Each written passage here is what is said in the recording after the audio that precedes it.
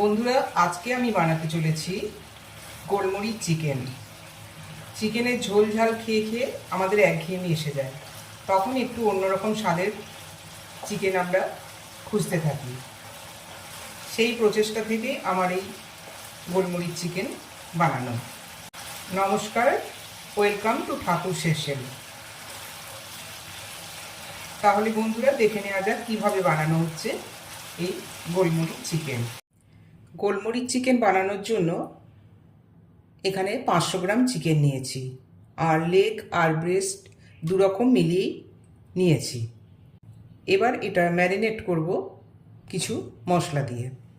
500 গ্রাম চিকেনের জন্য 50 গ্রাম টক দই নিয়েছি,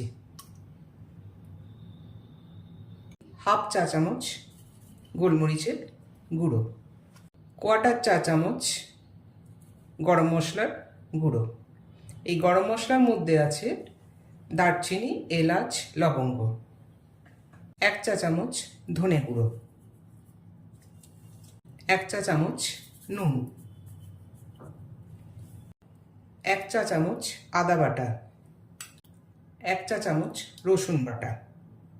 এবার এই সব মশলাগুলো দিয়ে চিকেনটা ম্যারিনেট করে রাখবো 30 মিনিটের জন্য। এইভাবে ম্যারিনেট করে রাখতে হবে। 30 মিনিট পর এটা আমি রান্না করব। রোস্টেড মশলা বানিয়ে নেব। তার জন্য গ্যাসে ফ্রাই প্যান বসিয়েছি, আর তার মধ্যে দিয়ে দিচ্ছি 2 চা চামচ পোস্ত। পরে এই রোস্টেড পোস্তটা চিকেনের মধ্যেই আমি ব্যবহার করব। পোস্ত রোস্টেড হয়ে গেছে, এবার এটা আমি নামিয়ে দিচ্ছি। আরও একটা মশলা বানিয়ে নিচ্ছি। তার জন্য দিয়ে দিচ্ছি এখানে 2 চা চামচ রিফাইন্ড অয়েল।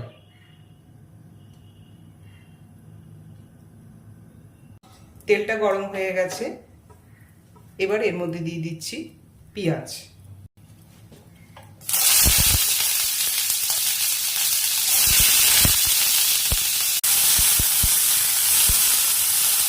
আর দিচ্ছি কিছুটা টমেটো আর কাঁচা লঙ্কা। এইভাবে টমেটো, পেঁয়াজ আর কাঁচা লঙ্কাটা ভেজে নিতে হবে। ভাজা হয়ে এসেছে, এখন এটা নামিয়ে দিচ্ছি। পোস্তটা রোস্ট করেছিলাম, সেই রোস্টেড পোস্তর সঙ্গে এই মশলাটা একসঙ্গে পেস্ট করব। পোস্ত দিয়ে দিয়েছি, আর দিয়ে দিচ্ছি টমেটো, পেঁয়াজ আর কাঁচা লঙ্কা। এবার এটা মিক্সিতে পেস্ট করে নিচ্ছি। মশলাটা পেস্ট করা হয়ে গেছে, এবার পরের স্টেপে চলে যাচ্ছি। চিকেনটা ফ্রাই করব। ফ্রাই করার জন্য যতটা তেলের প্রয়োজন এখানে ততটাই আমি দিচ্ছি। 500 গ্রাম চিকেন আছে, সেই মতো আমি তেল ব্যবহার করছি। তেল গরম হয়ে গেছে, এবার চিকেনটা ফ্রাই করার জন্য দিচ্ছি।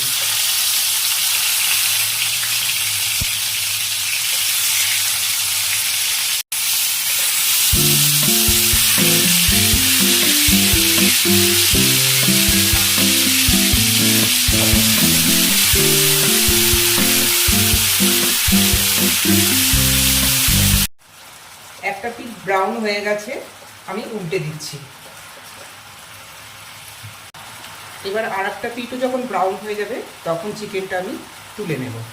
চিকেনের আর একটা পিঠও ব্রাউন হয়ে গেছে, এখন চিকেনটা তুলে নিচ্ছি।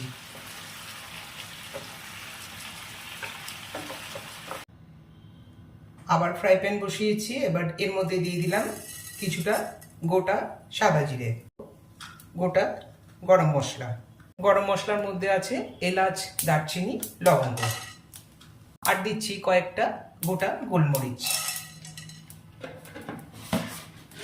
পরিমাণ মতো তেল।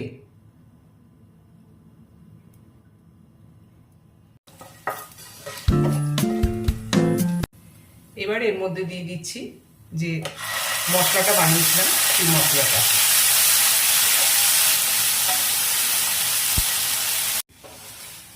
মশলাটা কষানো হয়ে গেছে, ফ্রাই প্যান থেকে তেল ছাড়ছে। এবার এর মধ্যে দিয়ে দেব ম্যারিনেট করে রেখেছিলাম চিকেনটা যে মশলা দিয়ে, সেই মশলা জলটা আমি এখন দিয়ে দেবো, কারণ আমি তো চিকেনগুলো তুলে নিয়ে তেলে ভেজেছিলাম। এবার সেই মশলার জলটা এখানে অ্যাড করে দেব। এটাও একটু কষিয়ে নেব, তারপর দেব চিকেনগুলো। এটাও কিন্তু ভালোভাবে কষানো হয়ে গেছে। এবার দিয়ে দিচ্ছি চিকেনগুলো, ভাজা চিকেনগুলো।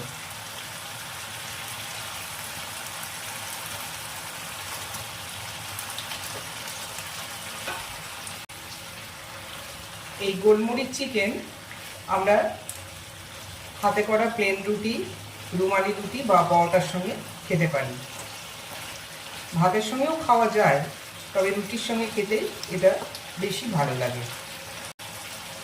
এই চিকেনটা দেওয়ার পরও একটু কষিয়ে নেব, তারপর দেব এর মধ্যে জল। এবার এর মধ্যে দিয়ে দিচ্ছি কিছুটা গরম জল সিদ্ধ হওয়ার জন্য। যেহেতু চিকেনটা ম্যারিনেট করা ছিল 30 মিনিট, সেজন্য সিদ্ধ হতে খুব বেশি টাইম লাগবে না। আর এমনিতে চিকেন তো তাড়াতাড়ি সিদ্ধ হয়ে যায়। পরিমাণ মতো জল দিয়ে দিলাম সিদ্ধ হওয়ার জন্য। এবার এটা ঢাকা দিয়ে দিচ্ছি সিদ্ধ হওয়ার জন্য। 10 মিনিট পরে ঢাকাটা খুলছি, সিদ্ধ কতটা হয়েছে সেটা দেখার জন্য। আর একটু সিদ্ধ হবে, আরও 5 মিনিট মতো আমি ঢাকা দিয়ে দেব। আর এর মধ্যে একটু নুন দিয়ে দেব। আমি ম্যারিনেট করার সময় 1 চা চামচ নুন দিয়েছিলাম, এখন আবার হাফ চা চামচ নুন দিচ্ছি। 5 মিনিট হয়ে গেছে।